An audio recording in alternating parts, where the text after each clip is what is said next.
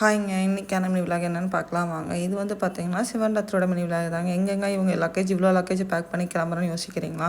நாங்கள் பார்த்தீங்கன்னா, குலதெய்வ கோயிலுக்கு தாங்க போகிறோம். எங்கள் குலதெய்வ கோயில் பார்த்தீங்கன்னா, பொள்ளாச்சி நாடுகள் பாளையம்ல இருக்குது.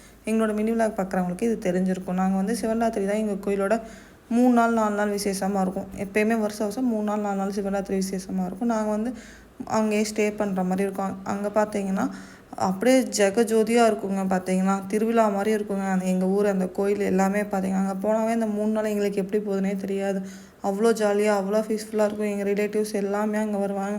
நல்லபடியாக நின்று சாமி தரிசித்து இது பார்த்திங்கன்னா சிவராத்திரியோட ஸ்பெஷலே பார்த்திங்கன்னா கும்பம் தலைக்கிறதுன்னு சொல்லுவாங்க. அதுதாங்க விடிய ஒரு 11 மணிக்கு ஆரம்பித்தாங்கன்னா விடிய காலையில் 4 மணிக்கும் போது கும்பம் தாளித்து முடிப்பாங்க. சாமி அப்படியே வீதி ஊர்வலாக வரும்.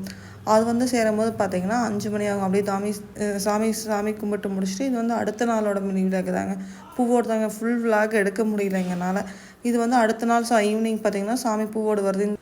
நெக்ஸ்ட் டே பார்த்திங்கன்னா எங்களால் விலாக் எடுக்க முடியல. ஏன்னு பார்த்தீங்கன்னா செம்ம க்ரௌடாக இருந்துச்சுங்க. எப்பயுமே இல்லாதோட இந்த வருஷம் பயங்கர க்ரௌடுங்கனால வீடியோஸ் எடுக்க முடியல.